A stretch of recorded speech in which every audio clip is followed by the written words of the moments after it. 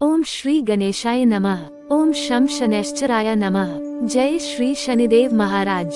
प्रिय भक्तों, आप सभी का इस पावन शनिवार व्रत कथा में हार्दिक स्वागत है। आज हम शनिदेव की महिमा से जुड़ी एक प्रेरणादायक कथा का श्रवण करेंगे। मान्यता है कि जो भक्त श्रद्धा और विश्वास के साथ शनिदेव का स्मरण करता है, उसके जीवन के कष्ट धीरे धीरे दूर होने लगते हैं। इसलिए कथा को अंत तक अवश्य सुने। एक समय स्वर्गलोक में नवग्रहों के बीच चर्चा छिड़ गई कि सबसे बड़ा और प्रभावशाली ग्रह कौन है। सूर्यदेव अपनी तेजस्विता का वर्णन करने लगे, चंद्रदेव अपनी शीतलता का, बृहस्पति अपने ज्ञान का और अन्य ग्रह भी अपनी अपनी महिमा बताने लगे। विवाद बढ़ता गया और कोई निर्णय नहीं निकल पाया। अंत में सभी देवगण देवराज इंद्र के पास पहुँचे। देवराज इंद्र ने कहा, आप सभी महान हैं, लेकिन इस विषय का निर्णय पृथ्वीलोक के प्रसिद्ध न्यायप्रिय राजा विक्रमादित्य करेंगे। सभी नवग्रह राजा विक्रमादित्य के दरबार में पहुँचे। राजा ने उनकी बात सुनी और गहन विचार में पड़ गए। वे जानते थे कि किसी भी ग्रह का अपमान करना उचित नहीं होगा, फिर भी निर्णय देना आवश्यक था। राजा ने 9 प्रकार की धातुओं के आसन बनवाए और उन्हें क्रम से सजवा दिया। सबसे आगे स्वर्ण का आसन और सबसे पीछे लोहे का आसन रखा गया।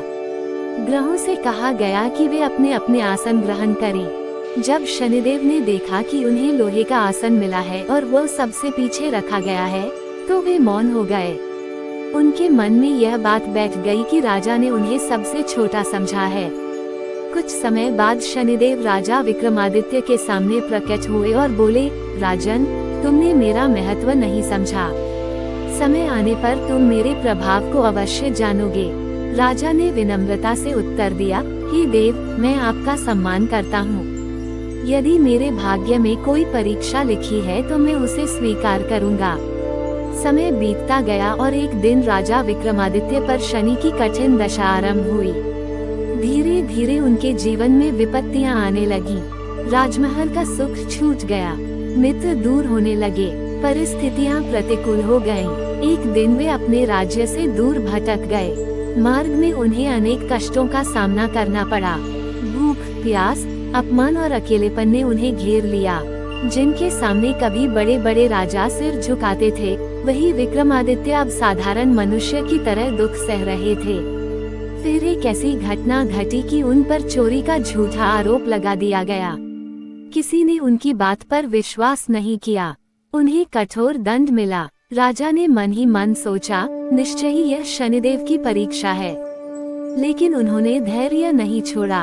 उन्होंने भगवान का स्मरण जारी रखा। वे किसी से द्वेष नहीं करते थे और किसी को दोष भी नहीं देते थे। समय बीतता गया। एक दयालु व्यक्ति ने उनकी सहायता की। कठिन परिस्थितियों में भी राजा का चरित्र, विनम्रता और सत्यनिष्ठा बनी रही। यही उनकी सबसे बड़ी शक्ति थी। उधर शनिदेव सब कुछ देख रहे थे। वे ये जानना चाहते थे कि विपत्ति के समय राजा का धैर्य कितना दृढ़ है। राजा ने हर कष्ट को भगवान की इच्छा मानकर सहन किया। जब परीक्षा की अवधि समाप्त हुई, तब एक रात शनिदेव राजा के स्वप्न में प्रकट हुए। उन्होंने कहा, राजन, मैंने तुम्हारी परीक्षा ली थी। तुमने धैर्य, सत्य और धर्म का साथ नहीं छोड़ा।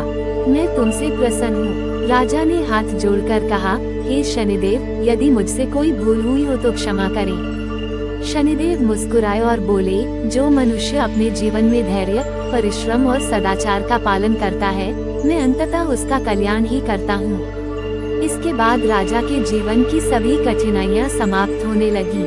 उनका सम्मान वापस लौटा। सुख और समृद्धि फिर से उनके जीवन में आने लगे। पूरे राज्य में आनंद छा गया।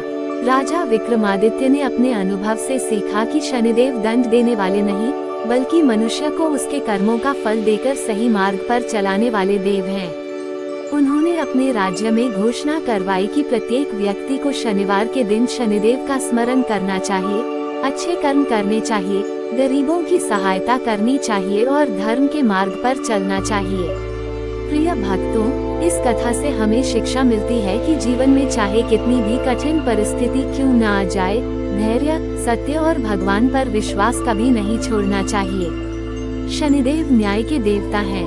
वे कर्म के अनुसार फल देते हैं और अंत में भक्त का कल्याण ही करते हैं। आइए कथा के अंत में हम सभी मिलकर प्रार्थना करें। हे सूर्यपुत्र शनिदेव महाराज, हमारे जीवन के सभी कष्टों को दूर करें।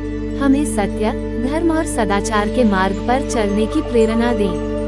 हमारे परिवार में सुख, शांति, स्वास्थ्य और समृद्धि बनाए रखें। बोलिए श्री शनिदेव महाराज की जय। बोलिए सूर्यपुत्र शनिदेव महाराज की जय। ओम शम शनैश्चराय नमः।